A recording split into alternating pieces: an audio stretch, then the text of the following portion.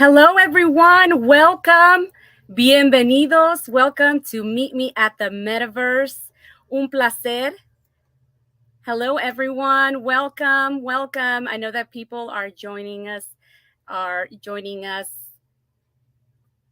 YouTube. They are joining us at the Metaverse. We are so excited to have this opportunity. Meet Me at the Metaverse was created to provide a different and innovative way for small business owners to be able to get education, resources, to learn from different experts, to network, and also to be able to provide them a virtual presence, an increased virtual presence. So to everyone who's here, after this session is over, I want to invite you to go down where it says map at the bottom. We have over 90 Latino-owned small businesses that have a virtual stand from all different types of industries. We are so excited and so grateful to Evelyn and their amazing team for providing us this opportunity and giving all of these over 90 small business owners a virtual stand for free for the month of small business. So thank you so much to Evelyn. And I'm so excited for this next session. It is something that I am incredibly passionate about, and especially with our special speaker for today is someone that is very special to me, and Dr. Pierluigi Mancini, who has over 30 years of experience in culturally and linguistically appropriate behavioral health treatment and prevention. That's mental health and addiction, and with an area of expertise in immigrant behavioral health. But to me, I have known him now over 20 years. And I am so excited, Dr. Mancini, to have you here today to talk to us about the importance of mental health. We know that the pandemic really opened our eyes, a lot of our eyes, in the need for mental health services. And sometimes people don't correlate mental health with small business, but there is a lot to talk about. There's a lot of intersection in that. So thank you so much for being here. Dr. Mancini is a friend, a very special friend of mine and mentor. I'm so proud of all the work that you've done, an author as well. Thank you, Doctor. Thank you, Norma. Thank you for this wonderful invitation. And I must say, I'm so proud of how you have become such a leader with Hispanic business at the Hispanic Chamber. It's amazing to watch everything that you've done. And I'm really honored to be invited to be part of this. Thank you. Thank you so much. So I will leave you the space here. All right. So let me bring up there's the PowerPoint. All right. So good afternoon, everybody. First of all, my name is Pierluigi Mancini, and I want to thank you so much for taking this 1 hour of your busy day to come listen to this wonderful conversation about mental health. Mental health affects all of us. It's affected me, my loved ones, my friends, and we need to become honest about it. And I'm glad you're here because what I've prepared for you is a way of how do we take care of ourselves. And I've titled it Biohacking Mental Health. And we'll talk more about what that means in a little bit. So the media, when we look at what happens and what we see on newspapers, television, TV, we end up really seeing things that are all the negative. May is also Mental Health Month. And today being May 31st, we're closing the month kind of with broche de oro here at the Georgia Hispanic Chamber of Commerce Metaverse. And the theme that we've worked on for this whole month with mental health is we need to take care of ourselves. And one of the ways to take care of ourselves is to take care of our environment. Now, I'm also a small business person. I started many businesses. Sometimes I was the only employee. And the last one where I had the honor to work with Norma, she helped me build an amazing organization. And we ended up with about 72 employees. So was maybe a little bigger than small business, but still is kind of that small business spirit. So I know how much it takes for someone to start a business, to have their dream become reality, and to put all their efforts into it. But mental health, it's difficult to escape the news and to escape all these reports about individuals suffering from anxiety or depression, or thinking or even attempting suicide. Now, unfortunately, the news only offers us the negative side of this issue. We don't see a lot of good news about mental health, even though we have over 40 million individuals in the United States who have successfully recovered and continue to recover from mental health issues. And the number is much larger because those are people that have been diagnosed. Many of us don't have to be diagnosed in order to suffer from these um, mental health problems, but we do have the ability to get better, to minimize how long they last, and to be proactive so we can avoid having them in the first place. We have, when we look at the news, we look at all the things that people do, and immediately they want to associate them with mental illness.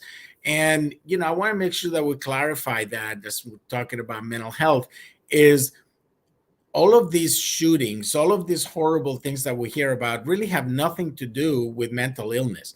Less than 25% of people that commit some of these sensationalized crimes that we see have been diagnosed with a mental illness. That means that 75% of the people that we hear about are not part of the mental health system. They're not people with a mental illness. They're just angry people that decided to take out their anger in violent ways. So we need to be really sensitive and make sure that we address those issues in the proper way.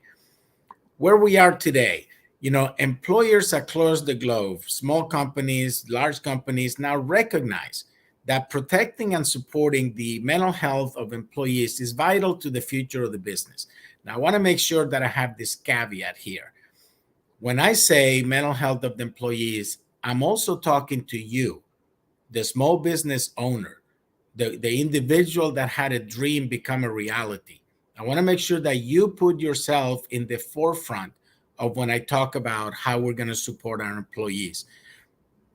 The newfound awareness comes in as we enter this period of normalizing COVID, and now that being part of our lives, kind of like the flu. But we had all this disruption since 2019, and the economic uncertainty still continues. Many businesses closed. We had to downsize, and social unrest also continued, affecting more and more of our workforce.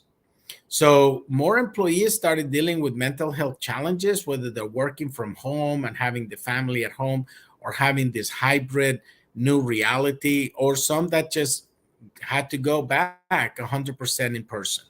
There was stress, there was burnout, there was anxiety, depression, there was post-traumatic stress. Many of us lost people we loved, and we have all those issues that we need to grieve, and many of them are unresolved issues.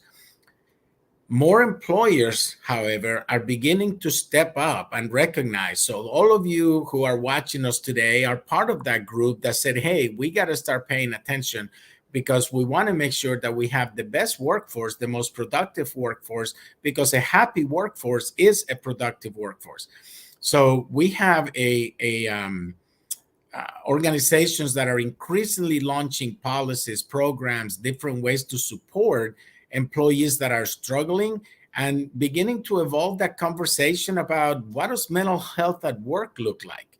So with all of the things that are going on the outside, one of the most positive things that come out of all this crisis is you're starting to see employers and employees get on the same page.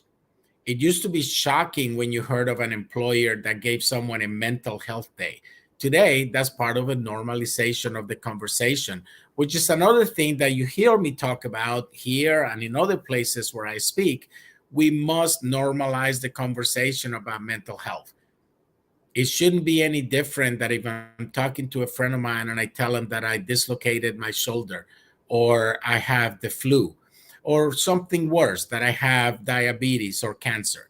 It shouldn't be any different, right? We give compassion to other illnesses, but when we talk about mental health and addiction, we end up thinking, oh, there must be something wrong with that person. So we tend to blame the person instead of focusing on the illness like we do with many of the others.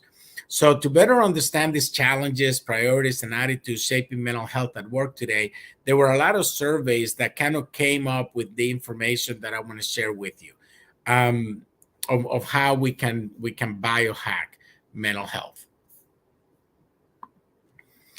So I want to start again with personal solutions. So these are the 4 areas that I want to focus this talk on. When we talk about mental health, and I'm going to expand on that a little bit later, but we're also going to talk about physical health, spiritual health, and social health. So many of you may have heard that we take care of body, mind, and spirit, right? But we also need to take care of socialization. One of the biggest problems we're having today is isolation. Many people did not come out of the pandemic in a way that they went back to their social lives. So socialization has taken a real beating into the problems that we're having today. We must begin with ourselves. So again, I'm talking to you, a small business owner. We need, because if we don't take care of ourselves, it's going to be very difficult for us to understand what our employees are going through and for us to support the kind of programs and the kind of services that we should be looking at when we want to help our employees.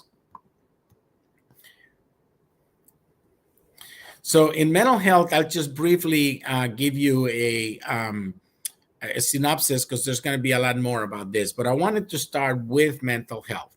So taking care of our mental health is just as important as taking care of our physical health. It shouldn't even be separate. It shouldn't even be something that we think of differently. It should be all in the same place.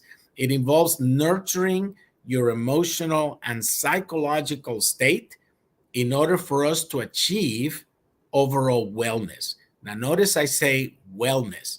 I don't say health. I don't say anything else.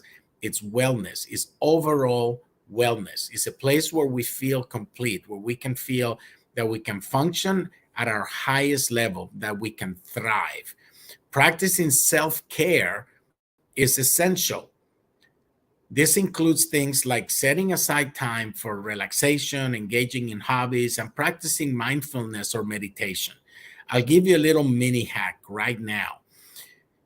I was blessed to be sitting in a green room with a professor from Yale who started a class called The Psychology of Happiness, or The Psychology of Being Happy. And I asked her, I said, what is the elevator speech? If someone were to ask you, what is this all about? What is the psychology of being happy? She said, take out your cell phone and show me the first time in a workday that you have 2 hours that you don't have anything scheduled. And mine, in my schedule at that time, was 7 weeks out. It was 7 weeks on my calendar before I found the spot that there were 2 hours that there was nothing scheduled, because everything is back to back to back to back. So she said, block that time. That is your time. You go take a nap, you go for a walk, you go. And I'm like, oh, I can't do that. I got things to do. And I said, trust me, block that time and go do what you need to do. And I did. So when the time came, I did. I took that time, I turned everything off, and it was my time. Well, it was transformational, because what came out of that is that I started scheduling time for me during the work week. And then every 3 to 5 weeks, because I trust the people that I'm working with, I take an extended weekend and I turn everything off. My cell phone, my computer, I turn everything off. And I focus just on me. If I can, I usually go to a beach or go to a mountain for that extended weekend. And, I do let my daughter know where I'm at, or let my son know where I'm at. But besides that, that's it. I turn everything off. And it's been transformational. It's given me a whole new attitude, and it energizes me because I bring all that energy back to the business. So building and maintaining strong relationships with people we love, providing support system, and foster that sense of belonging. That's part of mental health. Regular exercise that gives us benefits for mental health. It also helps reduce stress, anxiety, depression, and it boosts our mood and our self-esteem. Learning how to manage stress is crucial. And we have techniques like deep breathing. We're actually going to close today's session with a deep breathing activity. Also, some people journal or seek professional help, and this can help us a lot. And then setting realistic goals. And this is where a lot of our stress comes from. Sometimes we need to go back and check our goals. Are these smart goals? Are these things that we are able to achieve in the time period that we have? But this also helps us maintain a positive mindset. It helps us to seek help when we need it, and doesn't take us that long to be able to ask someone for help. So when we put these things together, we are able to really build the strength of our mental health status. The next part I want to talk to you about is regular exercise. So here we start expanding a little bit as to how does this work and how does this help our employees. Again, I'm going to start with you, then we're going to focus on everybody else. So taking care of our physical health is crucial to maintaining our body and our mobility. Regular exercise, and I want to be cautious here. Sometimes when you tell someone or someone tells us to exercise regularly, the first thing we think about is like, oh my God, I have to go sweat in the gym for 2 hours. No, that is not what that means. Regular exercise can be something as simple as a 20-minute walk every day, every other day, but preferably every day. It can be that simple as long as we have mobility. So regular exercise, it improves cardiovascular health, strengthens your muscle, it boosts overall energy, and it's important for us to make time for this physical activity. My personal time is in the morning. Between 5:30 and 7:30 in the morning, I have a 2-hour period where I do all of my prayer, meditation, activity, physical exercise, and my breathing. And the days that I do that are the best days of my life. My day goes amazing. Balanced and nutritious diet is also part of our physical health. Now, many of us are Latino or Hispanic descent, and we love our carbs, arroz con papa, and we love yuca and all of these things. But it doesn't mean that we cannot enjoy those, right? It means that we just have to pay attention. We have to pay attention to portions, and we may not be able to have it every day. Some of us are more susceptible to obesity when we eat a lot of that. Others, like I have one of my younger brothers, that kid can eat anything and he doesn't gain weight. But if I eat that every day, I would be 400 or 500 pounds. So balanced and nutritious diet. And this includes, changing some things around, adding more fruits, vegetables, whole grains, lean proteins, and so on. Sufficient sleep. This is something I really believe that the United States hidden epidemic is the lack of sleep. I meet more people every single day that don't sleep well. People that wake up in the middle of the night, or they're having a hard time falling asleep, and they toss and turn and wake up tired. So we need to figure out what is it that's going on with our sleep. Some people stop drinking coffee after noon, after 12 o'clock at noon. Other people stop eating after 6 p.m. We need to figure out what may be keeping us up. And if it's something that is some worries about, payroll is due, and God knows Norma and I went through some of those times. Payroll is due and they haven't paid us, that kept us up at night, right? We have to figure out a way to make peace with whatever challenges we have at work, because getting a good night's sleep is going to help us find better solutions. Hydration, keep your water. Right now I'm staying at a conference, so they gave us these bottles. I don't like plastic, but that's what we have here. But keep hydrated. Carry a bottle, carry something that you can keep refilling. And I prefer water, but there's other liquids that you can have. And then regular checkups. I personally have an annual physical. Get your annual physical. You never know. But if we have regular checkups, then we have a better ability to stay healthy and to be able to help others. Spiritual health. Now, this might be a little tricky. There may be people among us listening who don't have a spiritual life, that maybe struggle with past spiritual lives, or who may be agnostics and don't believe in these things. But whichever way that we can come to have peace, to have that internal peace, many people find other ways to find that internal peace. That's what I'm talking about here. So taking care of that spiritual health is vital for nurturing that inner space, finding meaning in our life. connecting with someone greater than ourselves.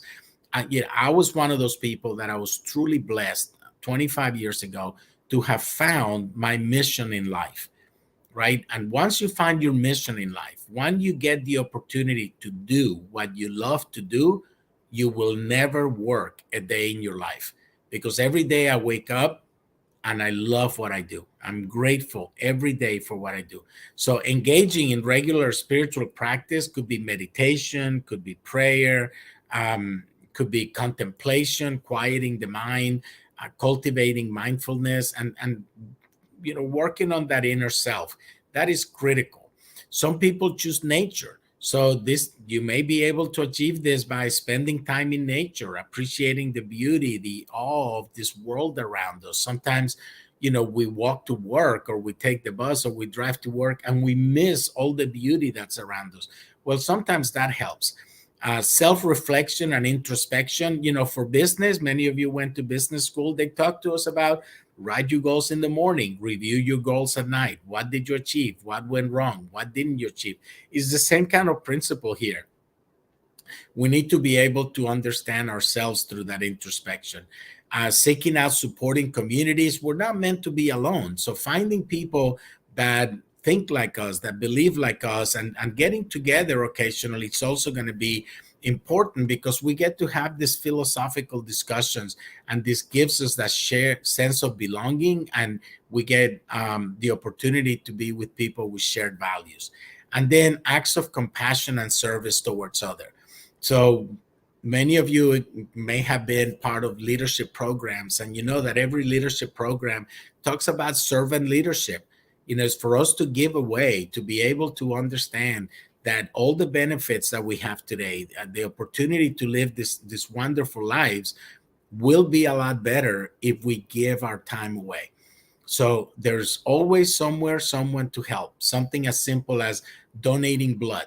Many of you follow me on Instagram, and you know that I love giving blood. I give doubles 3 times a year. I guess I'm reaching like 7 gallons of donation now. I love doing that. What does it cost me? It costs me 1 hour every 16 weeks, like every 4 months, right? So, but then I get an email. I actually got an email 2 days ago saying your blood is heading to this hospital to help someone who needs it. And that's just incredible, the feeling I get when that happens. So don't forget, always compassion and service towards other. That gives us that sense of purpose. Okay, so, and then the last one that I want to review before we dive in is the social health. Now, some people may say, well, what is social health? Well, this is really important, because taking care of our social health helps us build these strong connections, fosters this sense of belonging, and nurtures us completely. So when we engage in social activities, and it could be like one of the wonderful breakfasts, meeting the new members at the Georgia Hispanic Chamber of Commerce, or some of the events, like we have the gala coming up.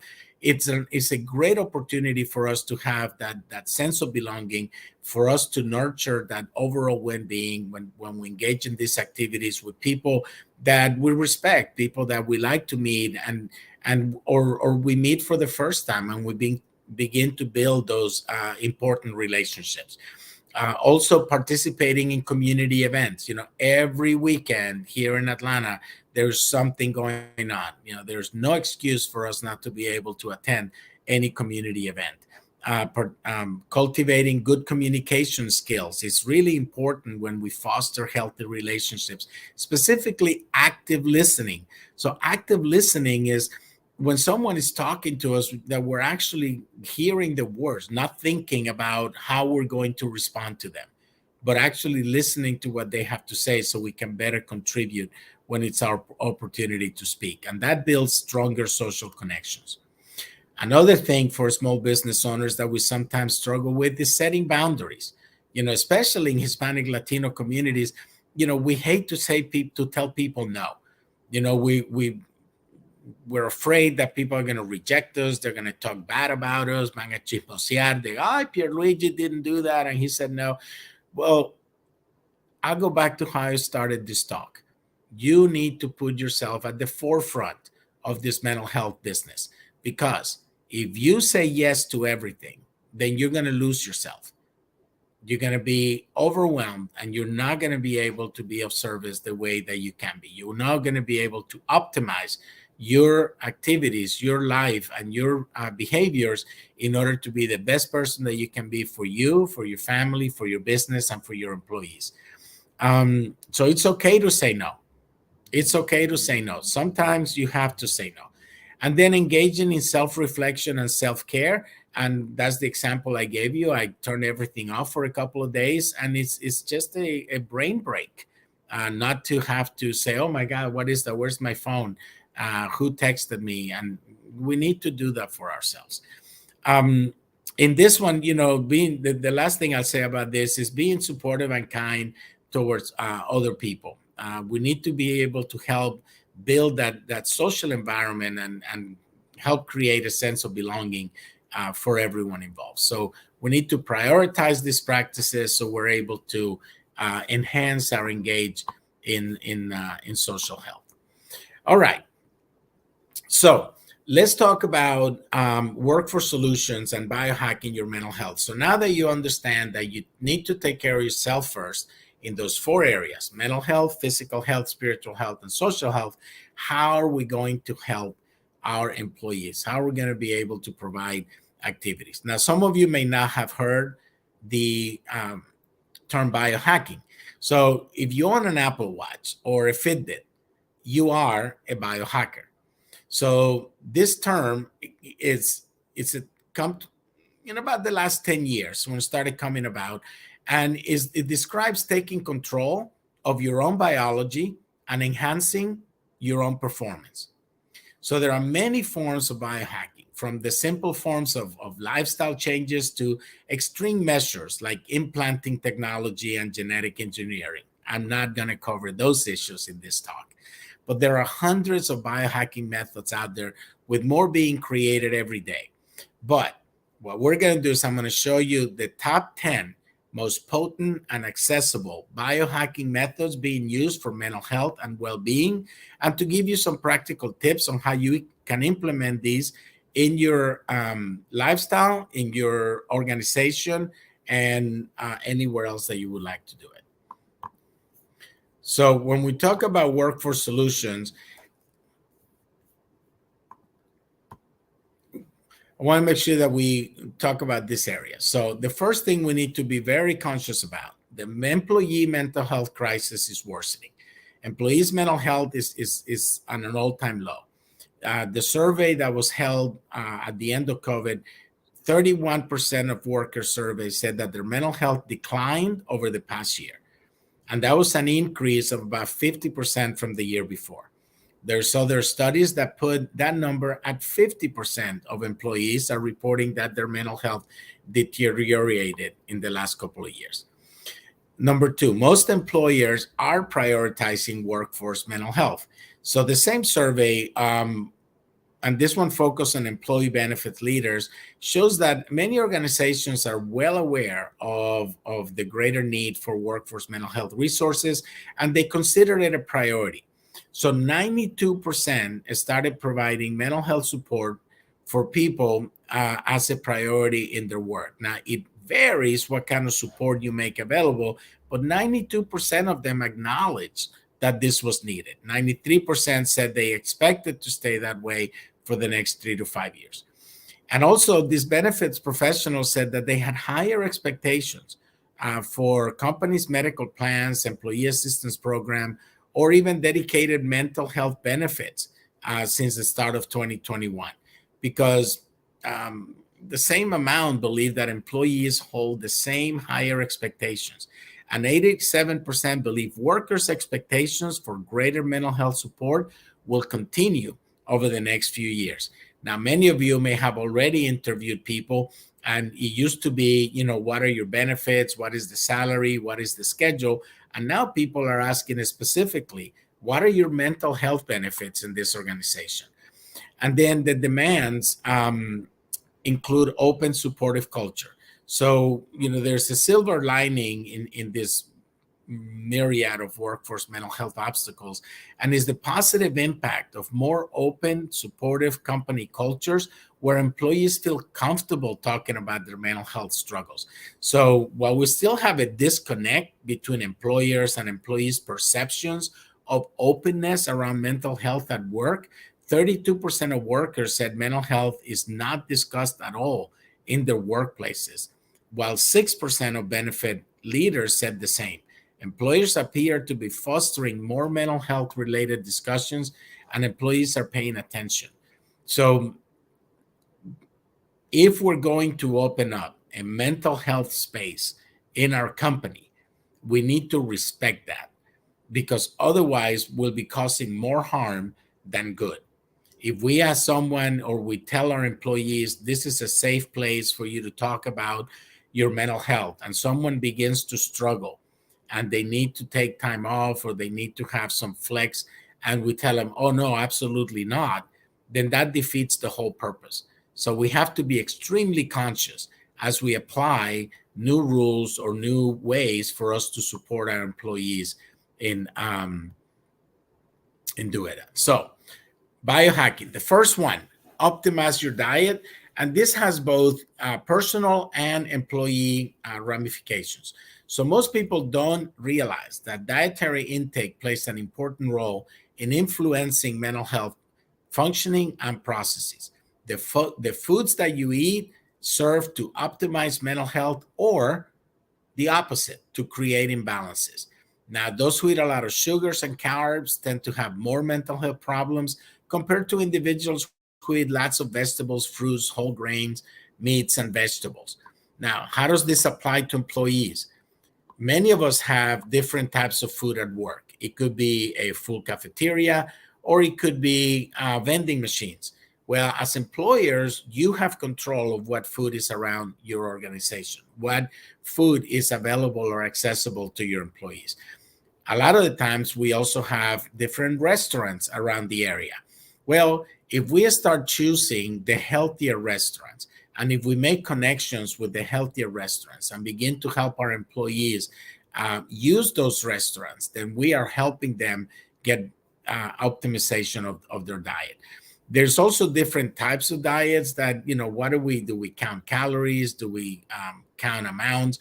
So we need to realize that there's many different types of ways that people eat, and there is significantly more diets than the ones that you see here. But it's up to people to experiment different things. And there are restaurants today that will be able to help you do that. Another way that an employer can help their employees in this optimizing diet is sometimes we can provide webinars or classes on how to make a healthy meal. Many of our employees bring lunch to work. So if we can help provide them with some guidelines of maybe they start making a different type of food at home to bring to the office. So so optimizing our diet, optimizing what we eat, how many times we eat. These are also information that we can provide our employees. Today, you hear a lot of people are using fasting and intermittent fasting, to be specific. So how many times a day do you eat? Well, some people were raised eating, you eat breakfast, lunch, and dinner. Some people said, well, you also need a snack in between. I had a nutritionist that told me that for me, the best thing is to eat 6 times a day, because if I eat small portions 6 times a day, I will never be really hungry when I get to one meal for me to overeat. So we can provide this kind of information to our employees to help them optimize their diet. And there's also the issue of alcohol intake. Now, we don't want to get too personal with people's lives, but many people don't know the damage that alcohol can do and how long it does take our body to process alcohol if someone, goes out every weekend and drinks excessively. So it's not about controlling what they drink or they don't, but it's about optimizing the diet. So providing the right information for people to become educated as to how food can affect their mental health. The second one, again, going back to what I think is one of the biggest hidden epidemics in the United States, is optimizing your sleep. So there's many ways that people can improve their sleep functioning. If you want to be really specific, some people can hook electrodes to your head and sensors to the body, and then they can make adjustments throughout the day. Today, they're selling a lot of the technology. They have apps to track your sleep. They have rings. They have watches. They have all kinds of ways that people can start to track their sleep. But again, it's something that we can help educate our employees that this may be a reason why their mental health is suffering. We can make adjustments throughout the day for people when their sleep is affected. And then some people, they can start, playing around. What is the optimal sleep for you? Now, in general, they say 7 hours. Some people say 8 hours. Um, I can't sleep that long. So my optimum is different than other people. So we all need to find what is the optimum number of sleeps. How long should I sleep? And then we also need to help people understand um, where do we sleep? What is the difference in mattresses? What is the lighting in our bedrooms? What is our how do we wake up? Do we use alarms? Do we use soft music? And that makes a difference. I was reading today, there was a study about people that wake up with these really loud alarms versus people that wake up with very soft escalating music. And sometimes they have lights. Some people also get these lamps and they have escalating lights, so the light and the music kind of start coming up and they wake you up. Other biohacks, some people put the alarm in the other side of the room, so you have to physically get out of bed in order to turn off your alarm. So there are ways that we can also help educate our employees on how to optimize their sleep in order to make them more effective. The next one, optimizing your exercise and physical. So if you haven't experimented with different types of physical activity, you may not be aware how important physical activity is to our psychological health. If you currently get no exercise, you really may benefit from trying some type of exercise. As I mentioned earlier, it could be as simple as walking. Actually, if you haven't exercised in a while, I would suggest that you start with walking and watch some videos on proper stretching before you begin and after you walk. Um, but this is also that you can also bring to your organization. Wouldn't it be great if one day during lunch you bring someone to talk to your employees about optimizing your physical activity, teaching them how to stretch, what is the best type of exercise. There are many activities there.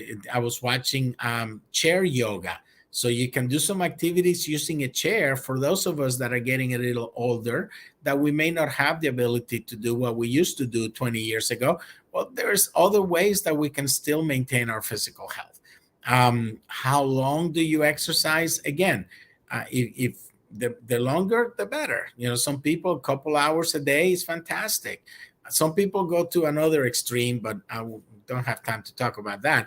And then how often do you do it? So the optimum recommendations is if you can exercise 30 minutes a day, 30 minutes a day between 4 and 5 days a week, it's perfect. That can be your spot. Some people do it every day. I do it every morning. If I don't do my exercise in the morning, it will not get done for the day. And I feel it because sometimes I travel and I don't have time. If I have a 7 a.m. meeting, I may not have time to exercise that morning. I feel it throughout the day. And for some reason, I can't do it at night. So, but that's another story. And then what type of activity? As I mentioned, there's walking, there's yoga, there's weights. There's many ways for us to be able to use exercise. There's different levels of intensity that we can use in order for us to optimize our physical activity. Neurofeedback. So many people are not familiar with neurofeedback, but it's a great practice with numerous benefits. The goal of neurofeedback is to create, to help train an individual how to create specific brain waves. So unless someone meditates or engages in biofeedback, the person is not typically able to control how the brain works. But neurofeedback allows you to examine the brainwave activity through your entire head. So, simple examination of this will show you whether your brain waves are functioning optimally. Some people may not be producing the optimal waves, particular brain regions, and a person can engage in training that teaches them how to increase the specific waves.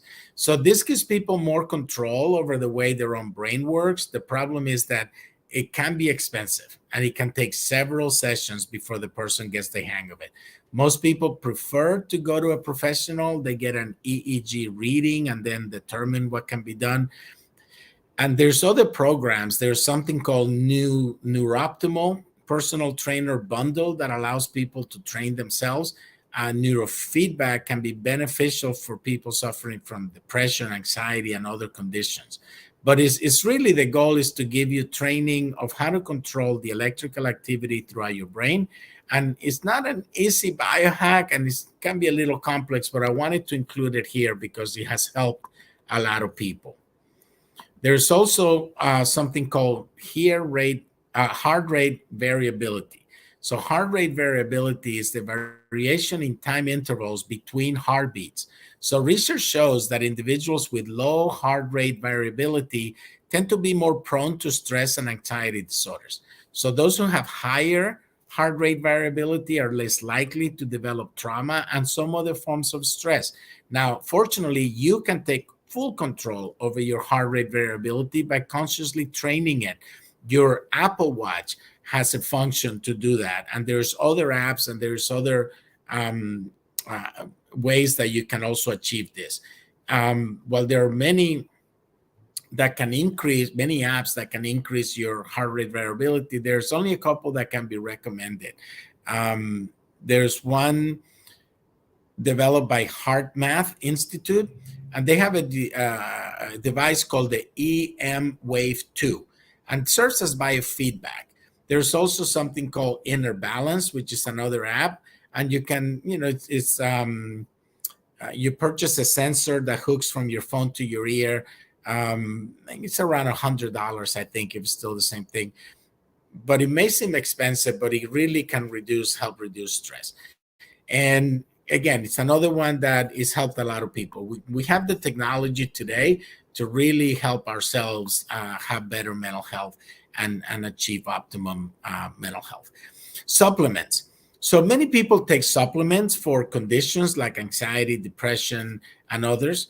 And some are prescribed medications. So if you're seeing a professional and you're taking a prescribed medication, please continue to do that. Do not make any changes based on what I'm saying here without consulting your mental health professional.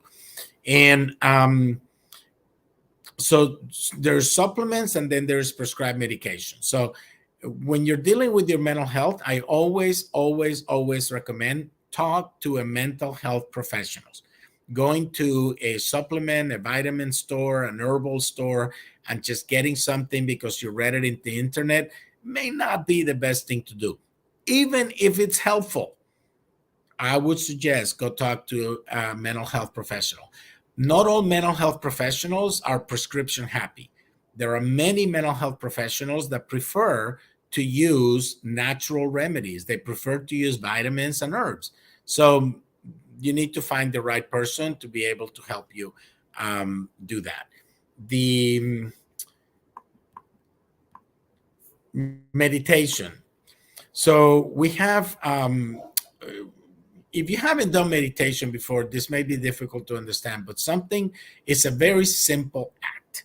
But we do have to train our bodies to be quiet during the time that we meditate. We need to be able to learn how to block not only the outside noise, but all that worry that runs around our head. Meditation is known to increase gray matter, it's known to improve mental health and optimize brain functioning. You don't need any equipment for this. People that meditate properly tap into those altered states of consciousness, and they improve both physical and mental health because of it. So learning how to meditate can take skill, conscious effort. It is something that I would highly recommend, especially individuals that don't want to be using any kind of equipment. Brainwave entertainment. So This is something that you can use audiovisual stimuli.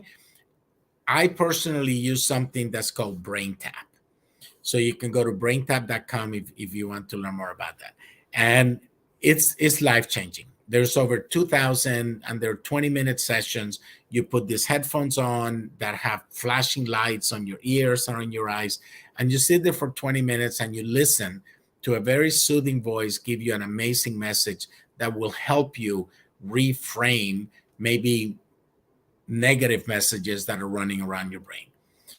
A lot of us have to go back to childhood. We have unresolved childhood trauma.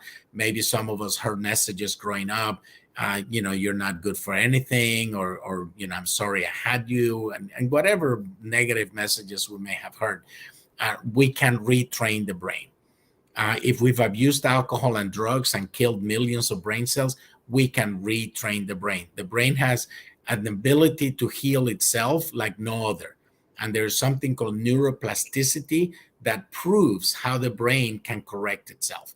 And programs like Brain Tap and other brainwave entertainment are really critical to doing that. Psychotherapy, of course, many of you know, we had an amazing clinic. Norma and Ellie were critical parts of building this clinic, where we serve so many people. And we are able to have over 40 bilingual licensed clinicians. And psychotherapy, it's an amazing practice. Many people are afraid of it. They say, oh no, if people know I go to a therapist, they're going to think I'm loco, I'm crazy. I beg you, please normalize the conversation. Please diminish or lose your fear of going to a psychotherapist. A psychotherapist can be one of the best tools that you can use in order to improve your mental health. How often do you go? That'll be up to you and the psychotherapist. How many sessions, how long are the sessions? It begins with the first one. I also wanted to interject here. The Latin American Association is developing a Latino mental health directory. So we're trying to list all of the licensed therapists in the state of Georgia who speak English and Spanish and some Portuguese. So I invite you, if you haven't been to it, go to it. If you know any bilingual therapists that are not on it, please let them know so they can sign up. And then the last one is mental programming. So many techniques that allow us to program our own thoughts. Many people don't realize the degree in which their current environment reinforces our thinking. So utilizing things like affirmations, changing beliefs, brainwashing ourselves, practicing gratitude, and hanging with different social circles significantly influence our thoughts. Now, our significant portion of our thinking is influenced by genetics, and again, by our environment growing up, but we have the ability to change that. We can hack our brain and we can learn how to think the way we want to think. We can change those negative, damaging messages for positive messages. We do that for ourselves. We teach our employees how to do that. We're going to have an amazing workforce. So in conclusion, and then we're going to do a brief breathing activity. We want to make sure that we prioritize workforce mental health, that we begin with ourselves, but then make it available for our employees. If we're going to have an open, supportive mental health culture at work, that we back it up, not just be for the sake of saying that we do that, but actually have the tools that people are going to need. Promote culture change in our organizations, and be able to support sustainable and different ways of working. Now, if you will all join me for a couple of minutes, I want to do an activity that is very dear to my heart. This is an activity that you can do anytime, any place, except when you're driving, or what is it they say, or with machinery, with heavy machinery. And it's transformational. You can do it as many times a day as you want. And the first thing you do is that we're going to put the tip of our tongue on the top of our roof. And then we're going to breathe through our nose and count to 4. 1, 2, 3, 4. Then we're going to hold that breath. The numbers can change. I prefer 4, 7, 8. So we're going to hold it for a count of 7. 1, 2, 3, 4, 5, 6, 7. Then we're going to exhale as much as we can. Try and get all the oxygen out of our lungs at a count of 8. 1, 2, 3, 4, 5, 6, 7, 8. We're going to do that 3 times.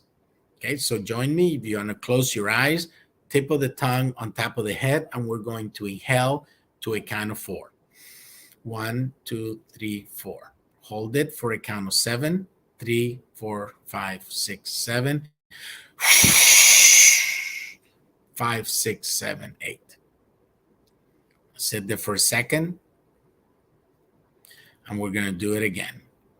Tip of the tongue on the roof of your mouth, and we're going to count to 4. Hold it for 7. 3, 4, 5, 6, 7. And exhale.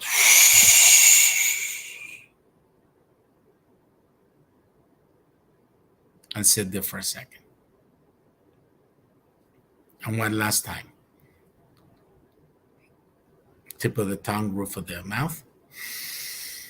Count to 4. 1, 2, 3, 4. Hold it. 3, 4, 5, 6, 7. And exhale. 6, 7, 8. And sit there for a second. When you do this, you're going to feel this tingly cloudiness in your brain. That means you've done it right. But what will happen is that immediately your blood pressure has decreased. Immediately your heartbeat has decreased. Immediately you start getting some clarity. You can do it 5 times if you want instead of 3, but you can do it as many times a day. Breathing is a key part for our mental health. And sometimes we forget. If you think about whenever we get scared or we get anxious, the first thing we do is we stop breathing.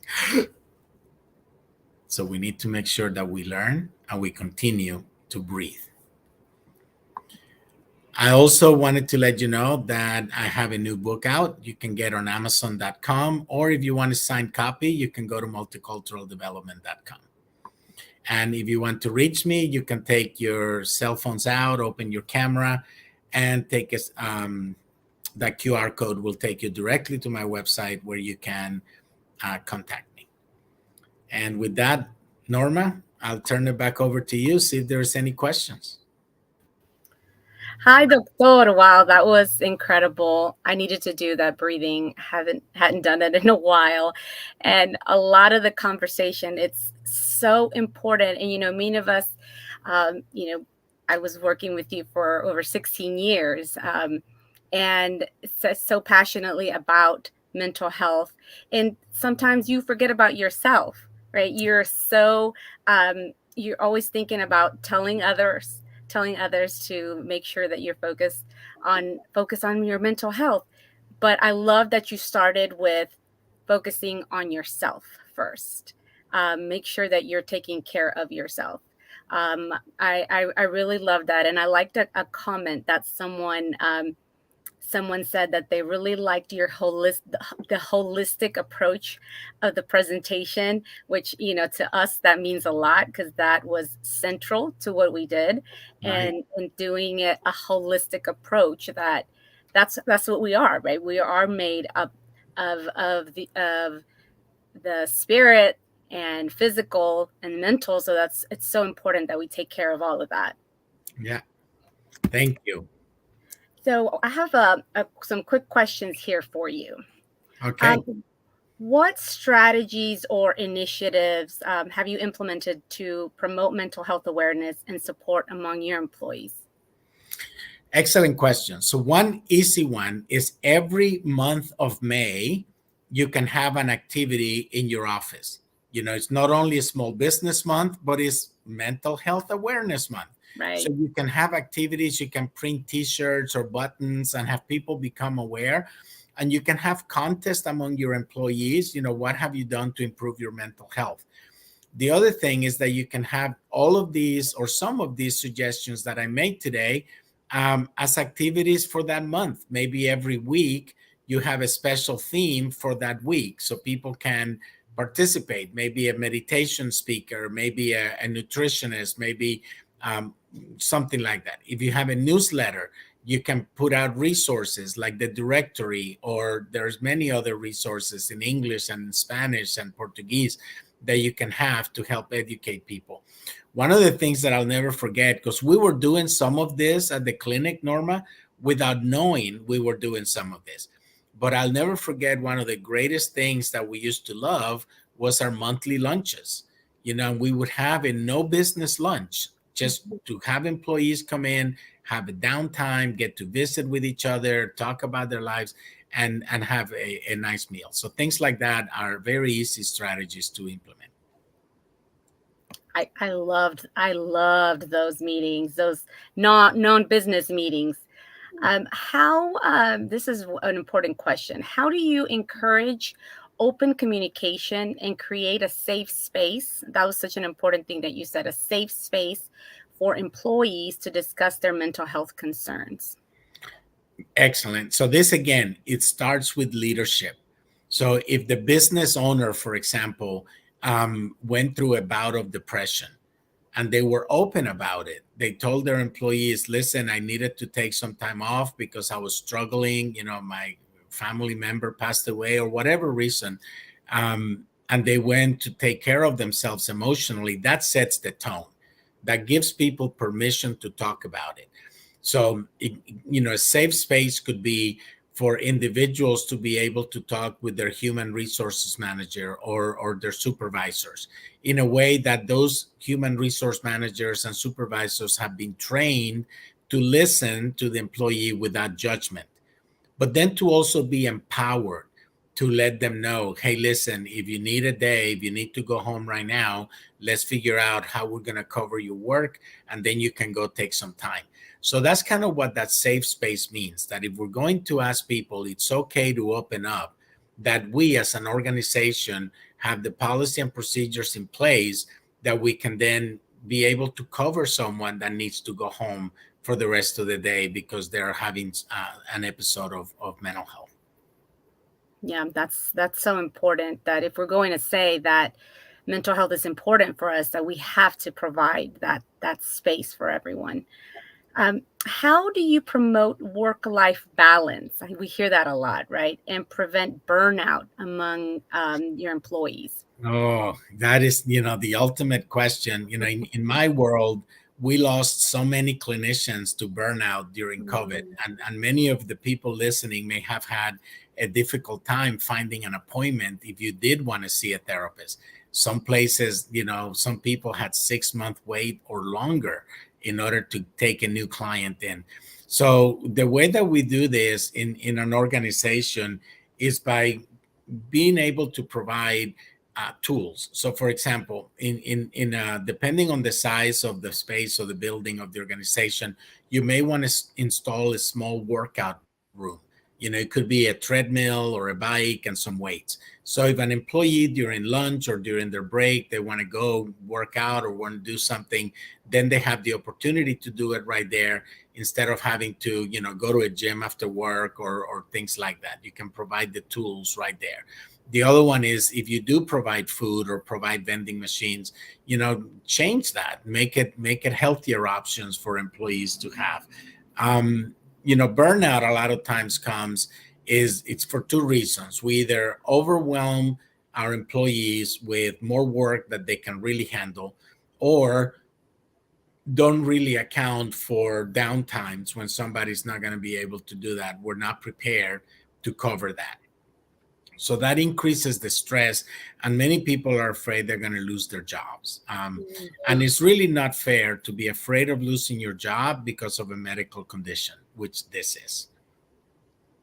That's very true. I have a question here from one of our listeners. It says, could you elaborate a bit about epigenic epigenetics and our ability to really change our genes and transform our lives by changing how we interact with others and ourselves? So again, it's part of the technology today. So the more extreme part of biohacking includes some people that that use implants, they use electricity, they use helmets and light and different types of machinery to try and change their biorhythm. Now, I personally don't do that, but I know people that have done that and they believe in it. And it's just another tool that again needs to be used in the best way, or in a way that that can do that. Like I mentioned, the one I use is called Brain Tap, and it's kind of getting results for me to have changes to those negative messages or abilities to sleep. So one of the best results that I've had is in helping me sleep on my back, because I move a lot and I want to sleep on my back. So there's one of the messages that I can put the helmet on and listen to that and be able to reprogram myself to be able to sleep on my back. But if they want to know more, because it's really a deep subject that we don't have time to go through, they can please contact me, send me an email, and I'll be happy to set up a time and talk to you about this. Doctor, thank you so much for your time. It is your valuable input. We have several people who are asking for this presentation. Yes, we will be sending you a copy of this presentation. And if you came in a little bit later, remember that you can go down here where it says previous events, and you can watch it from the beginning. Doctor, again, muchísimas gracias. This means a lot to me. This subject means a lot to me, and it's so important for all of us to know. I've always said that if you take care of your employees, they will take care of the business. So That's right. mental health is such an important part of taking care of your employees, and remember to take care of yourself. So, doctor, muchísimas gracias. Un fuerte abrazo y nos vemos pronto. My pleasure. Gracias. Hasta luego.